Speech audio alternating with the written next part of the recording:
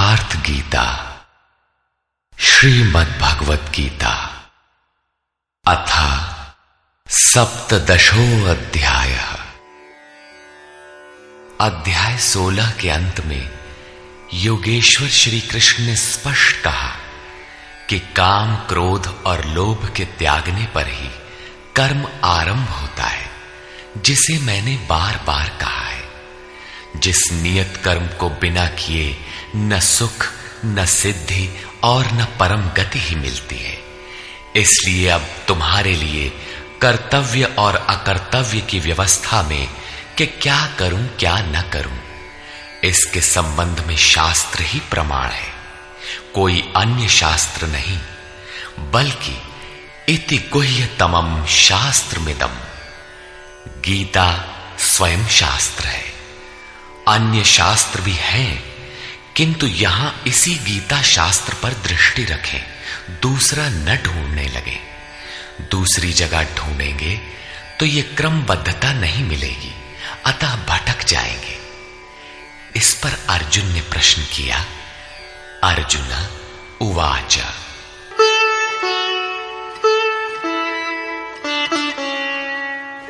ये शास्त्र विधिमुत्सृज्य यजन्ते श्रद्धयान्विताः तेषां निष्ठा तु का कृष्ण सत्वमाहो रजस्तमः। हे श्री कृष्ण, जो मनुष्य शास्त्र विधि को छोड़कर श्रद्धा सहित यजन करते हैं, उनकी गति कौन सी है? सात्विकी है, राजसी है अथवा तामसी है? यजन में देवता, यक्ष, भूत इत्यादि सभी आ जाते हैं। श्री भगवान वाच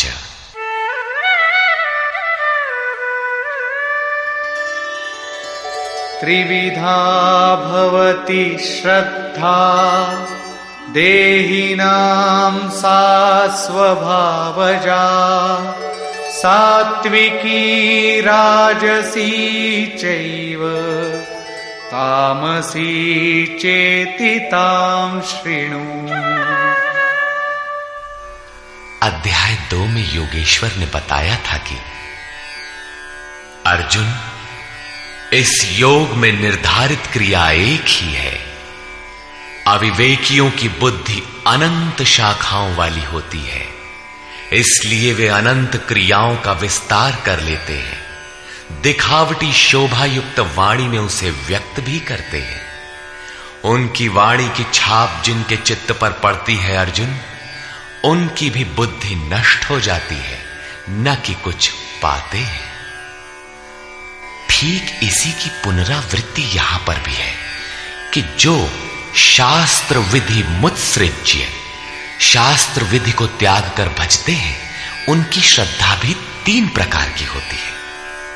इस पर श्री कृष्ण ने कहा, मनुष्य की आदत से उत्पन्न हुई वो श्रद्धा सात्विकी, राजसी तथा तामसी ऐसे 3 प्रकार की होती है।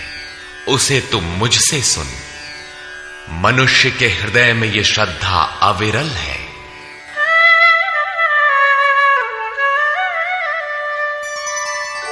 सत्वानुरूपा सर्वस्य श्रद्धा भवति भारत श्रद्धामयोऽयं पुरुषो यो यच्छ्रद्धः स एव सः।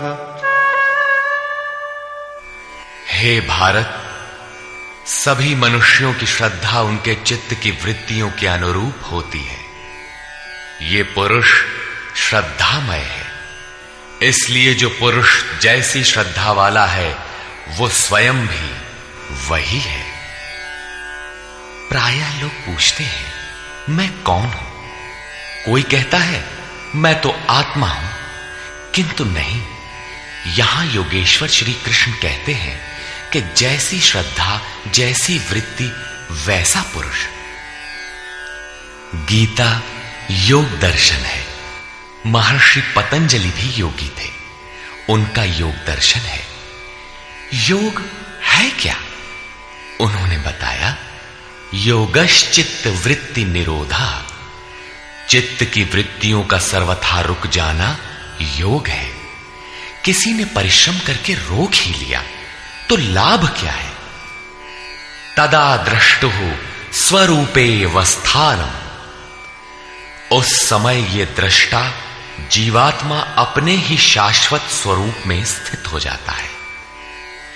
क्या स्थित होने से पूर्व ये मलिन था? पतंजलि कहते हैं, वृत्ति सारूप्य मितरत्र, दूसरे समय में जैसा वृत्ति का रूप है वैसा ही वो दृष्टा है। यहां योगेश्वर श्री कृष्ण कहते हैं, ये पुरुष श्रद्धामय है, श्रद्धा से ओतप्रोत, कहीं न कहीं श्रद्धा अवश्य होगी, और जैसी श्रद्धा वाला है वो स्वयं भी वही है। जैसी वृत्ति वैसा पुरुष। अब तीनों श्रद्धाओं का विभाजन करते हैं। यजन्ते सात्विका देवान् यक्षरक्षांसि राजसाः प्रेतान् भूतगणांश्चान्ये यजन्ते तामसा जनाः। उनमें से सात्विक पुरुष देवताओं को पूजते हैं, राजसी पुरुष यक्ष और राक्षसों को पूजते हैं, तथा अन्य तामस पुरुष प्रेत और भूतों को पूजते हैं। वे पूजन में अथक परिश्रम भी करते हैं।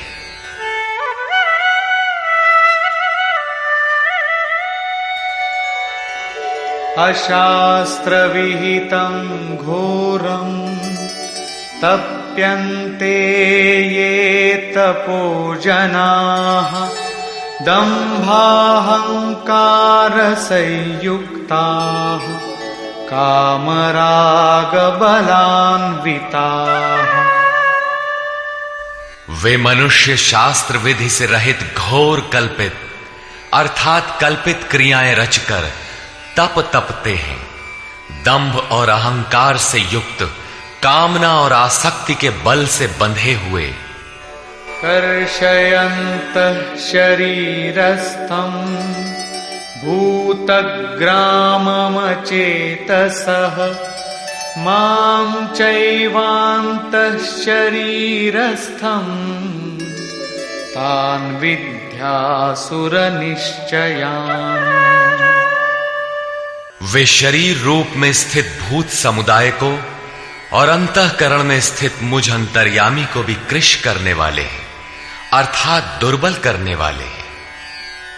आत्मा प्रकृति के दरारों में पड़कर विकारों से दुर्बल और यज्ञ साधनों से सबल होती है। उन अज्ञानियों अर्थात अचेतों को निश्चय हेतु असुर जान, अर्थात वे सब के सब असुर हैं। प्रश्न पूरा हुआ।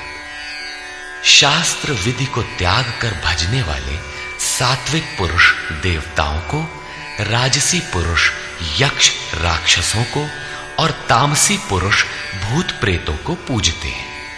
केवल पूजते ही नहीं, घोर तप तपते हैं।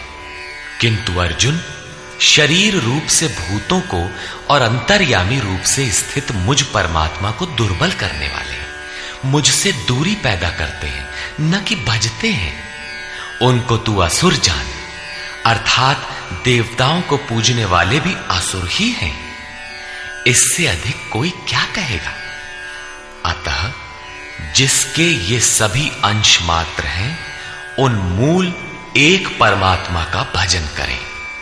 इस पर परम योगेश्वर श्री कृष्ण ने बारंबार बल दिया है।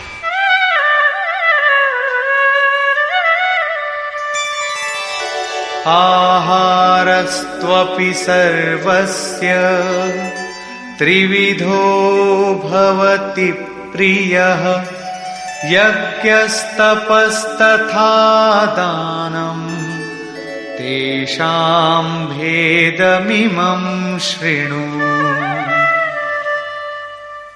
अर्जुन, जैसे श्रद्धा 3 प्रकार की होती है, वैसे ही सबको अपनी अपनी प्रकृति के अनुसार भोजन भी 3 प्रकार का प्रिय होता है।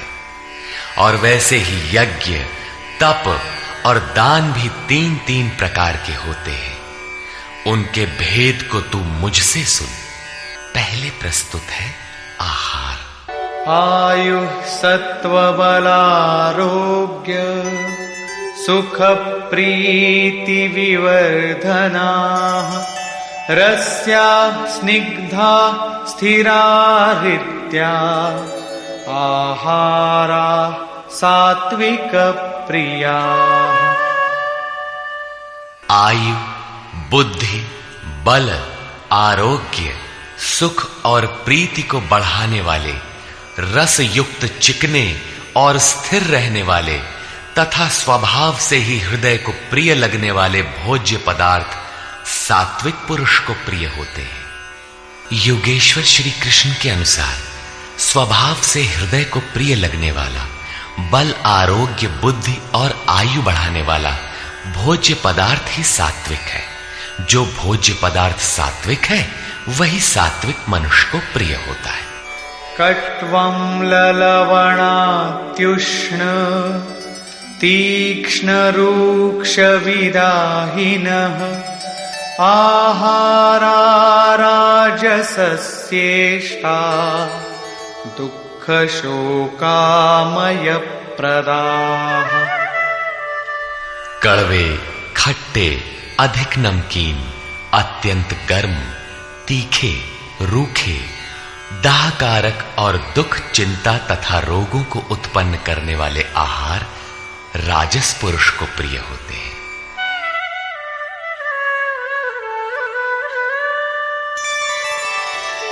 यातयामं गतरसं पूतिपर्युषितं च यत् उच्छिष्टमपि चामेध्यं भोजनं तामसप्रियम्। जो भोजन 1 प्रहर अर्थात 3 घंटे से अधिक पहले का बना हुआ है, गत रसम, रस रहित, दुर्गंध युक्त, बासी, उच्छिष्ट अर्थात जूठा और अपवित्र भी है, वो तामस पुरुष को प्रिय होता है। प्रश्न पूरा हुआ। अब प्रस्तुत है यज्ञ।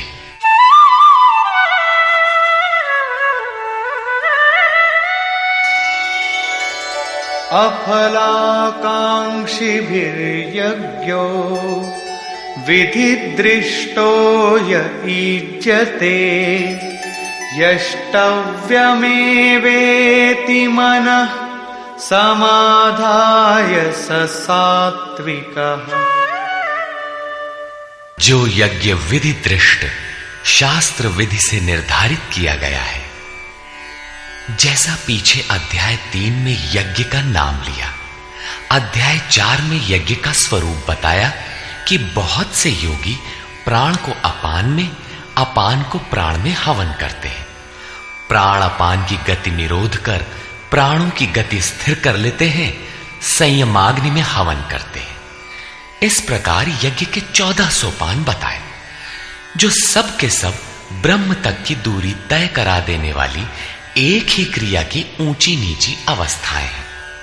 संक्षेप में यज्ञ चिंतन विशेष की प्रक्रिया का चित्रण है, जिसका परिणाम सनातन ब्रह्म में प्रवेश है, जिसका विधान इस शास्त्र में किया गया है।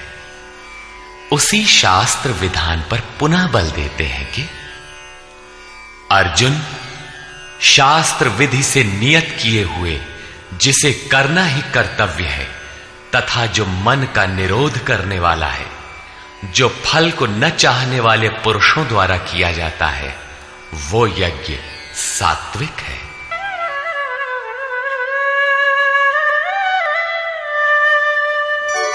अभिसंधाय तु फलम् दम्भार्थमपि चैव यत् ईज्यते भरतश्रेष्ठ तं यज्ञं विद्धि राजसम्। हे अर्जुन, जो यज्ञ केवल दंभाचरण के लिए ही हो या फल को उद्देश्य बनाकर किया जाता हो, उसे राजस यज्ञ जान। ये कर्ता यज्ञ की विधि जानता है, किंतु दंभाचरण या फल को उद्देश्य बनाकर करता है कि अमुक वस्तु मिलेगी तथा लोग देखें कि यज्ञ करता है, प्रशंसा करेंगे। ऐसा यज्ञ करता वस्तुतः राजसी है।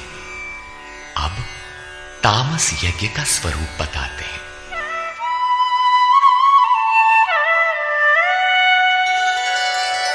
विधिहीनमसृष्टान्नं मन्त्रहीनमदक्षिणम् श्रद्धाविरहितं यज्ञं तामसं परिचक्षते। जो यज्ञ शास्त्र विधि से रहित है, जो अन्न अर्थात परमात्मा की सृष्टि कर सकने में असमर्थ है, मन को अंतराल में निरुद्ध करने की क्षमता से रहित है, दक्षिणा अर्थात सर्वस्व के समर्पण से रहित है तथा जो श्रद्धा रहित है, ऐसा यज्ञ तामस यज्ञ कहा जाता है। ऐसा पुरुष वास्तविक यज्ञ को जानता ही नहीं। अब प्रस्तुत है तप। देवद्विज गुरु प्राज्ञ पूजनं शौचमार्जवम्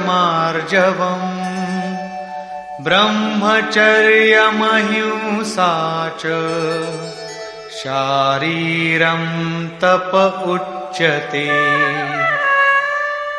परम देव परमात्मा द्वैत पर जय प्राप्त करने वाले द्विज सद्गुरु और ज्ञानी जनों का पूजन पवित्रता, सरलता, ब्रह्मचर्य तथा अहिंसा शरीर संबंधी तप कहा जाता है।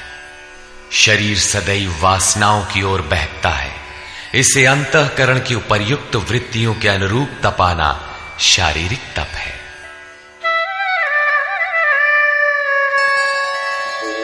अनुद्वेगकरं वाक्यं सत्यं प्रियहितं च यत् स्वाध्यायाभ्यसनं चैव वाङ्मयं तप उच्यते। उद्वेग न पैदा करने वाला, प्रिय, हितकारक और सत्य भाषण तथा परमात्मा में प्रवेश दिलाने वाले शास्त्रों के चिंतन का अभ्यास, नाम जप, ये वाणी संबंधी तप कहा जाता है। वाणी विषयोन्मुख विचारों को भी व्यक्त करती रहती है। इसे उस ओर से समेटकर परम सत्य परमात्मा की दिशा में लगाना वाणी संबंधी तप है। अब मन संबंधी तप देखें।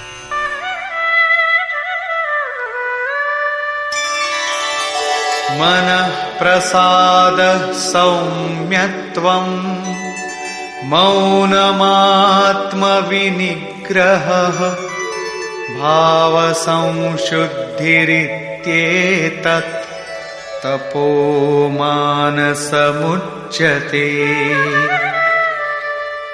मन की प्रसन्नता, सौम्य भाव, मौन अर्थात इष्ट के अतिरिक्त अन्य विषयों का स्मरण भी न हो, मन का निरोध, अंतःकरण की सर्वथा पवित्रता, ये मन संबंधी तप कहा जाता है। उपर्युक्त तीनों अर्थात शरीर, वाणी और मन का तप मिलाकर एक सात्विक तप है।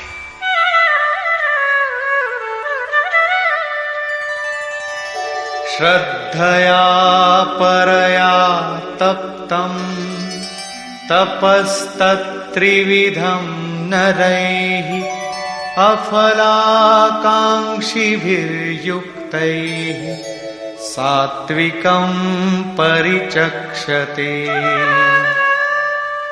फल को न चाहते हुए अर्थात निष्काम कर्म से युक्त पुरुषों द्वारा परम श्रद्धा से किए हुए उपर्युक्त तीनों तपों को मिलाकर सात्विक तप कहते हैं। अब प्रस्तुत है राजस तप।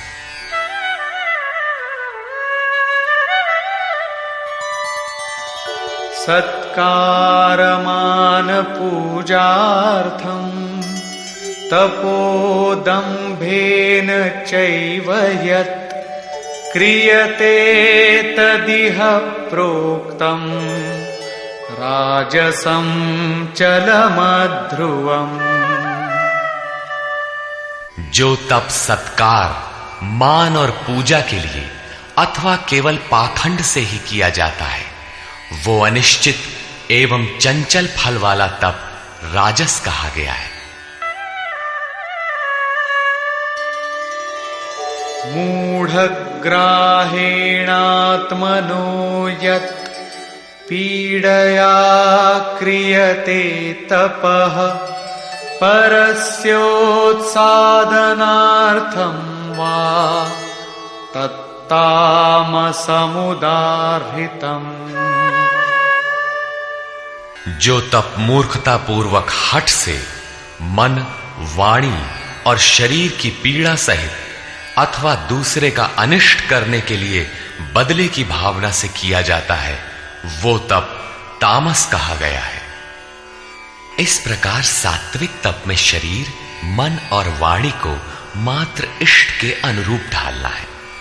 राजस तप में तप की क्रिया वही है, किंतु दंभ मान सम्मान की इच्छा से तपते हैं।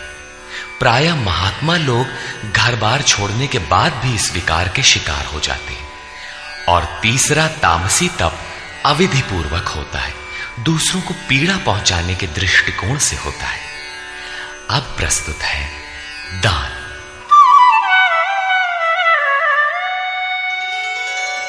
दातव्यमिति यद्दानं दीयतेऽनुपकारिणे देशे काले च पात्रे च तद्दानं सात्विकं स्मृतम्। दान देना ही कर्तव्य है। इस भाव से जो दान देश अर्थात स्थान, काल अर्थात समयानुकूल और सत्य पात्र के प्राप्त होने पर बदले में उपकार की भावना से रहित होकर दिया जाता है, वो दान सात्विक कहा गया है।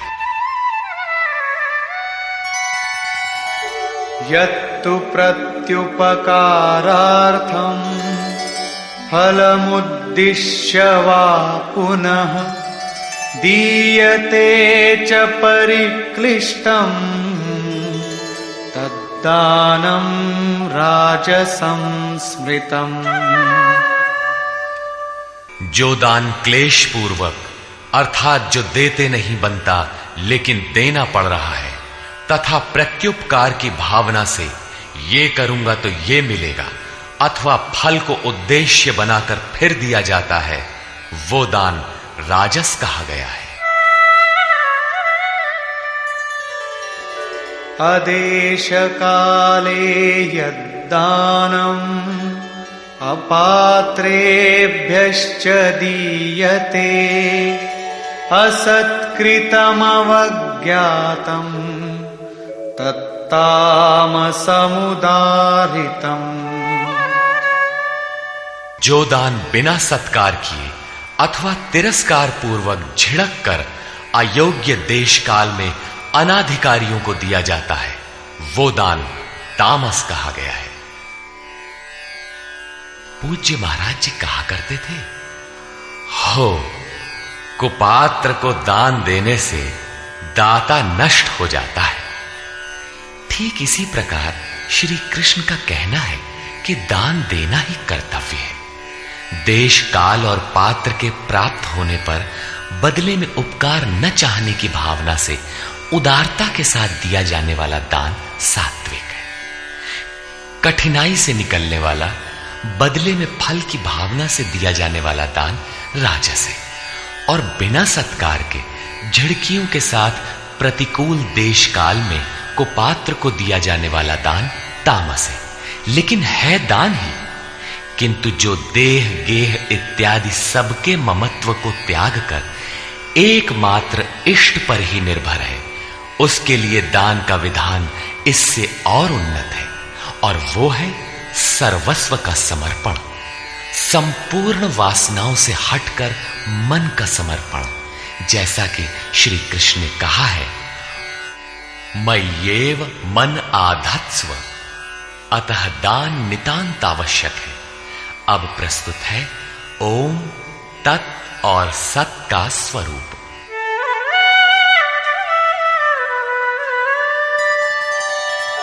ॐ तत्सदिति निर्देशो ब्रह्मणः त्रिविधः स्मृतः ब्राह्मणास्तेन वेदाश्च यज्ञाश्च विहिताः पुरा। अर्जुन, ओम, तत् और सत ऐसा 3 प्रकार का नाम ब्रह्मणः निर्देशः स्मृतः, ब्रह्म का निर्देश करता है, स्मृति दिलाता है, संकेत करता है और ब्रह्म का परिचायक है। उसी से पुरा, पूर्व में अर्थात आरंभ में ब्राह्मण, वेद और यज्ञादि रचे गए हैं। अर्थात ब्राह्मण, यज्ञ और वेद ओम से पैदा होते हैं। ये योग जन्य है, जन्मना नहीं। ओम के सतत चिंतन से ही इनकी उत्पत्ति है और कोई तरीका नहीं है।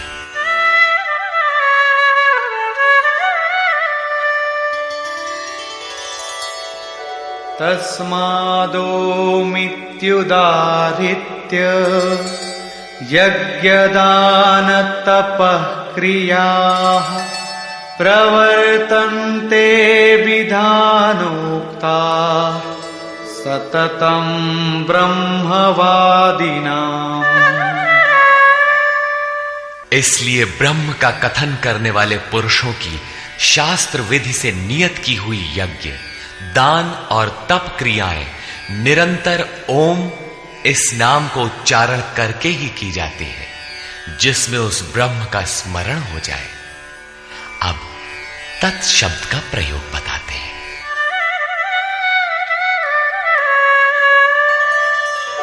तदित्यनभिसन्धाय फलं यज्ञ तपः क्रियाः दान क्रियाश्च विविधाः क्रियन्ते मोक्षकांक्षिभिः। तत् अर्थात वो, अर्थात परमात्मा ही सर्वत्र है। इस भाव से फल को न चाहकर शास्त्र द्वारा निर्दिष्ट नाना प्रकार की यज्ञ, तप और दान की क्रियाएं परम कल्याण की इच्छा करने वाले पुरुषों द्वारा की जाती है। तत् शब्द परमात्मा के प्रति समर्पण सूचक है। अर्थात जब तो ओम का कीजिए, यज्ञ, दान और तप की क्रियाएं उस पर निर्भर होकर करें। अब सत के प्रयोग का स्थल बताते हैं।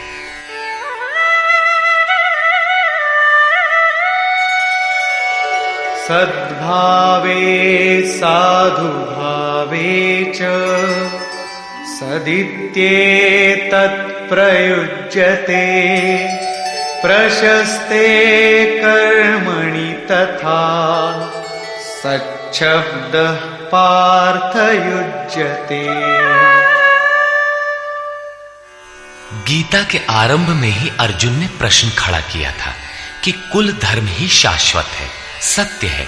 तो श्री कृष्ण ने कहा, अर्जुन, तुझे यह अज्ञान कहां से उत्पन्न हुआ? सत वस्तु का तीनों कालों में कभी अभाव नहीं होता, उसे मिटाया नहीं जा सकता, और असत वस्तु का तीनों कालों में अस्तित्व नहीं है, उसे रोका नहीं जा सकता। वस्तुतः वो कौन सी वस्तु है जिसका तीनों कालों में अभाव नहीं है? और वो असत वस्तु है क्या जिसका अस्तित्व नहीं? तो बताया, ये आत्मा ही सत्य है और भूतादिकों के समस्त शरीर नाशवान है। आत्मा सनातन है, अव्यक्त है, शाश्वत और अमृत स्वरूप है, यही परम सत्य है। सत, ऐसे परमात्मा का ये नाम सद्भाव है, सत्य के प्रति और साधु भाव में प्रयोग किया जाता है। और हे पार्थ, जब कर्म सांगो पांग भली प्रकार होने लगे, तब सत शब्द का प्रयोग किया जाता है। सत का अर्थ ये नहीं है कि ये वस्तुएं हमारी हैं। जब शरीर ही हमारा नहीं है, तो इसके उपभोग में आने वाली वस्तुएं हमारी कब है? ये सत नहीं है। सत का प्रयोग केवल एक दिशा में किया जाता है। सद्भाव में आत्मा ही परम सत्य है। इस सत्य के प्रति भाव हो, उसे साधने के लिए साधु भाव हो और उसकी प्राप्ति कराने वाला कर्म प्रशस्त ढंग से होने लगे, वहीं सत शब्द का प्रयोग किया जाता है। इसी पर योगेश्वर अग्रेतर कहते हैं, यज्ञे तपसि दाने च स्थितिः सदिति चोच्यते कर्म चैव तदर्थीयम् सदित्येवाभिधीयते।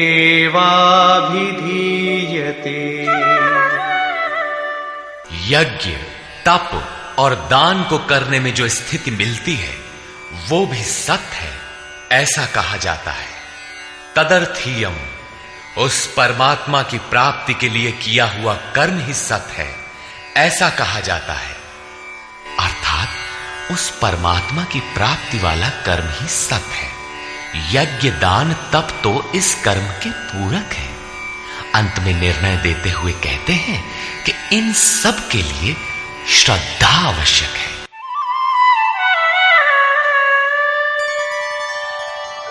अश्रद्धया हुतं दत्तं तपस्तप्तं कृतं च यत् असदित्युच्यते पार्थ न च तत्प्रेत्य नो इह। हे पार्थ, बिना श्रद्धा के किया हुआ हवन, दिया हुआ दान, तपा हुआ तप और जो कुछ भी किया हुआ कर्म है, वो सब असत है, ऐसा कहा जाता है। वो ना तो इस लोक में और न परलोक में ही लाभदायक है। अतः समर्पण के साथ श्रद्धा नितांत आवश्यक है। निष्कर्ष, अध्याय के आरंभ में ही अर्जुन ने प्रश्न किया कि भगवान जो शास्त्र विधि को त्याग कर और श्रद्धा से युक्त होकर यजन करते हैं, अर्थात लोग भूत भवानी अन्यान्य पूजते ही रहते हैं, तो उनकी श्रद्धा कैसी है? सात्विकी है, राजसी है अथवा तामसी? इस पर योगेश्वर श्री कृष्ण ने कहा, अर्जुन, यह पुरुष श्रद्धा का स्वरूप अर्थात पुतला है। कहीं न कहीं उनकी श्रद्धा होगी ही। जैसी श्रद्धा वैसा पुरुष, जैसी वृत्ति वैसा पुरुष। उनकी वह श्रद्धा सात्विकी, राजसी और तामसी 3 प्रकार की होती है।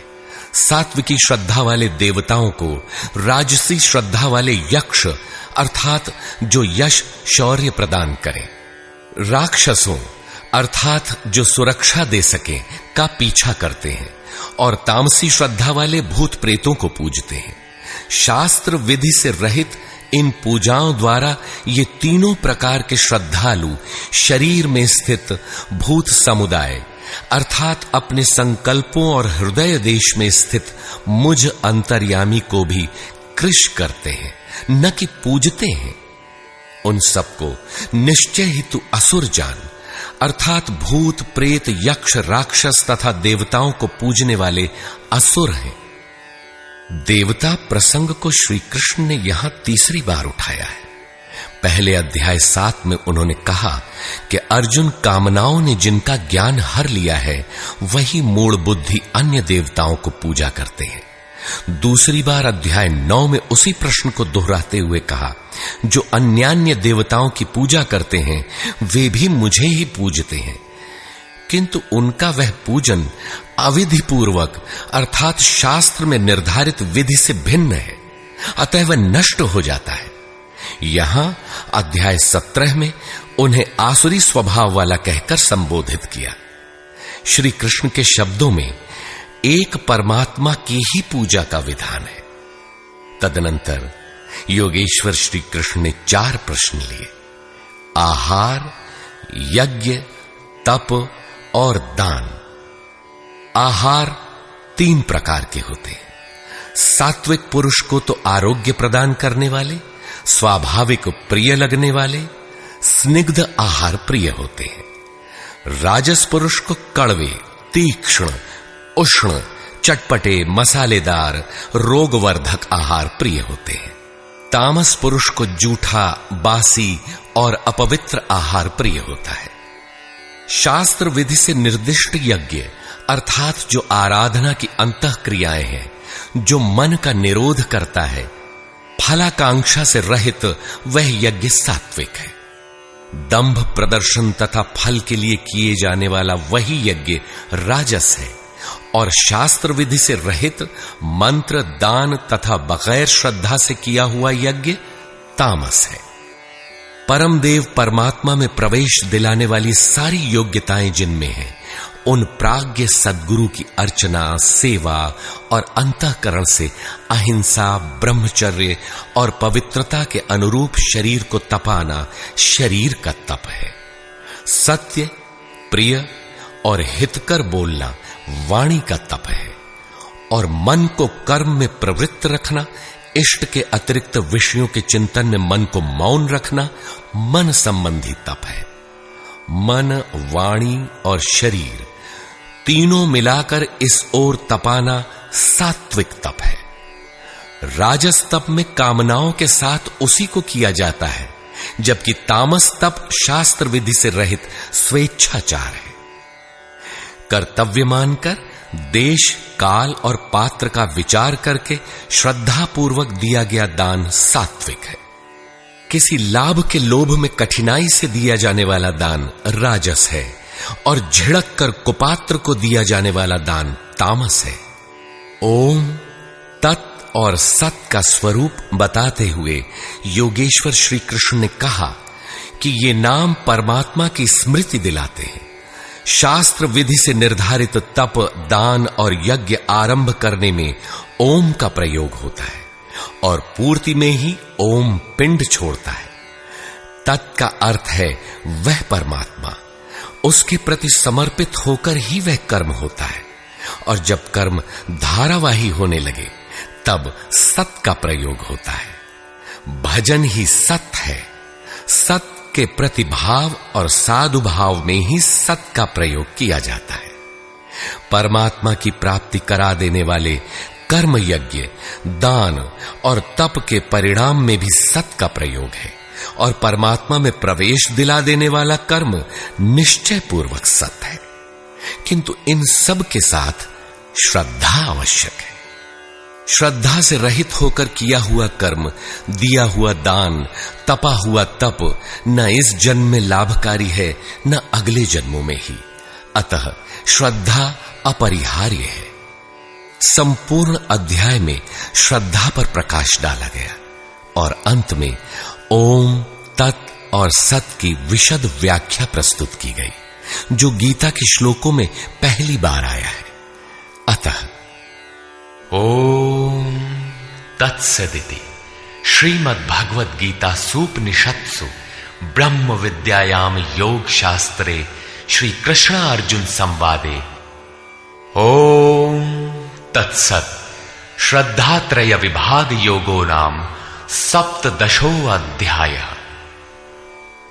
इस प्रकार स्वामी अड़गड़ानंद कृत श्रीमद् भगवद गीता के भाष्य यथार्थ गीता का 17वां अध्याय पूर्ण होता है। हरि ओम तत्सत्।